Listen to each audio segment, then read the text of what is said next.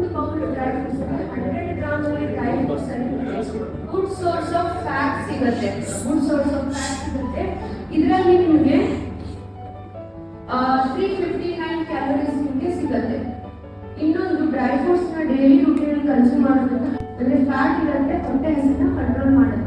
ಇದು ನೋಟ್ ಮಾಡ್ಕೊಂಡ್ರೆ apple, banana, fruits ಅಲ್ಲಿ ಎಷ್ಟೆಷ್ಟು ಕ್ಯಾಲೋರೀಸ್ ಇರುತ್ತೆ ಅಂತ ಈಗ ನೋಡಿ. ಈಗ ನೀವು ಕೇಳ್ತಾ ಇದ್ರೆ ಯಾವ್ಯಾವ ಒಂದು ಪದಾರ್ಥದಲ್ಲಿ ಎಷ್ಟೆಷ್ಟು ಕ್ಯಾಲೋರೀಸ್ ಇರುತ್ತೆ ಅಂತ, ಇದೆಲ್ಲ ನಾನು ನಮ್ಮ ಡೈಲಿ ರೂಟೀನ್ ಅಲ್ಲಿ ನಮ್ಮ ಮನೆಗಳಲ್ಲಿ ಮಾಡುವಂತ ಒಂದು ರೂಟೀನ್ ಇದೆ, ನೋಟ್ ಮಾಡ್ಬೇಕು. ಈಗ ನೋಡಿ 4 ಇಡ್ಲಿ ಅಲ್ಲಿ 232 ಕ್ಯಾಲೋರೀಸ್ ಇರುತ್ತೆ.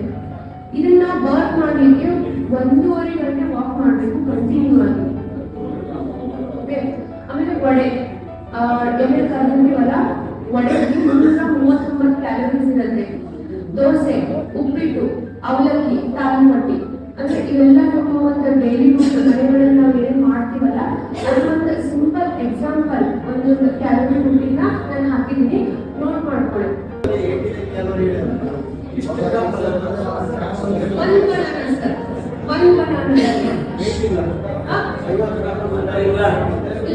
ಒಂದು ಬನಾನಾ ಇರುತ್ತಲ್ಲ ಅದರಲ್ಲಿ ಒಂದು ಫುಲ್ ದೊಡ್ಡ ಬನಾನಾ. ಇಲ್ಲಿ ಈಗ ನೋಡಿ, ಒಂದು ಚಪಾತಿ 150 ಕ್ಯಾಲೋರೀಸ್ ಇರುತ್ತೆ.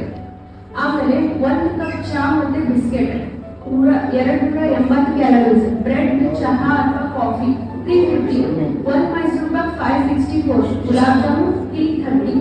1 ಮೈಸೂರು ಪಾಕ್ 1 ಗುಲಾಬ್ ಜಾಮೂನ್ ಯಾರು ಸುಮ್ಮನೆ ಕೊಡೋದಿಲ್ಲ.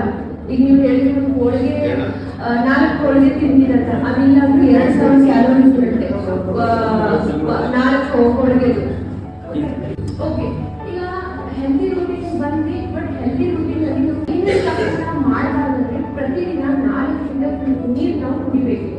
ಅದು ಯಾವ ರೀತಿ ಕುಡಿಬೇಕು? ಊಟ ಆದ ತಕ್ಷಣ ಕುಡಿಬಾರ್ದು, ಊಟಕ್ಕಿಂತ ಮುಂಚೆ ಕುಡಿದ್ರೆ ನಡೀತದೆ. ಊಟ ಆಗಿ 20 ನಿಮಿಷ ನೀರು ಕುಡಿಬಾರ್ದು.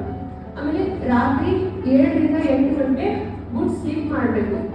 ನೆಕ್ಸ್ಟ್ ಕ್ರಾನಿಸಿಟಿ, ದೀರ್ಘಕಾಲ ಕುಳಿತುಕೊಳ್ಳುವುದನ್ನು ತಪ್ಪಿಸಿ. ಮನುಷ್ಯ 30 ರಿಂದ 1 ತಾಸು ಒಳಗಡೆ ಎದ್ದು ಕುಂತು ಒಂದು ಸ್ವಲ್ಪ ನಡ್ಕೊಂಡು ಬರಬೇಕು. ಕ್ರಾನಿಕ್ ಸಿಟ್ಟಿಂಗ್ ಆಗಬಾರ್ದು. ನೆಕ್ಸ್ಟ್ ಚಹಾ, ಕಾಫಿ ಅದರ ರಿಪ್ಲೇಸ್ಮೆಂಟ್ ಗ್ರೀನ್ ಟೀ ಮಾಡ್ಕೊಳ್ಳಿ. ಆಮೇಲೆ ಡಿಟಾಕ್ಸ್ ಡ್ರಿಂಕ್ ಮಾಡ್ಕೊಳ್ಳಿ, ನಿಮಗೆ ಹೆಲ್ಪ್ ಆಗುತ್ತೆ. ನೆಕ್ಸ್ಟ್ ಮಲಗುವ ಮುಂದೆ ಯಾವ್ದಾದ್ರು ಒಂದು ನೀವು ಪರ್ಸನಲ್ ಅಂತ ಏನಿರುತ್ತಲ್ಲ, ನಿಮ್ಗೆ ಏನು ಇಷ್ಟನೋ ಅದನ್ನ ಮಾಡಿ. ಈಗ ಸರ್ ಹೇಳಿದ್ರು ನಮ್ಗೆ ಇದೇ ಪ್ರಾಬ್ಲಮ್ ಇದೆ ಅಂತ, ಅದಕ್ಕೋಸ್ಕರ ಒಂದು 2 pages ಬುಕ್ ಓದಿ. ನಾನು ನಿಜವಾದ ಇದು ವರ್ಕ್ ಆಗುತ್ತೆ. ಒಂದು 2 ಪೇಜ್ ಬುಕ್ ಓದಿ, ಒಂದು 2 ನಿಮಿಷ ನೀವು ಮೆಡಿಟೇಷನ್ ಮಾಡಿ, ನಿಮಗೆ ಚೆನ್ನಾಗಿ ನಿದ್ದೆ ಬರುತ್ತೆ. ಇನ್ನೊಂದು ಲಾಸ್ಟ್ ಪಾಯಿಂಟ್, ಇಂಪಾರ್ಟೆಂಟ್ ಪಾಯಿಂಟ್ ಏನಂದ್ರೆ ಮೈದಾ, ಸಕ್ಕರೆ, ಜಂಕ್ ಫುಡ್ ಸೇವಿಸೋದನ್ನು ಆದಷ್ಟು ಕಡಿಮೆ ಮಾಡಿ. ಜಂಕ್ ಫುಡ್, ಸಕ್ಕರೆ ಓಕೆ, ಬಟ್ ಮೈದಾ ಏನಿದೆ ಕಂಪ್ಲೀಟ್ಲಿ 100% ನೀವು ಕಂಟ್ರೋಲ್ ಮಾಡಿದ್ರೆ ತುಂಬಾನೇ ಇಂಪಾರ್ಟೆಂಟ್.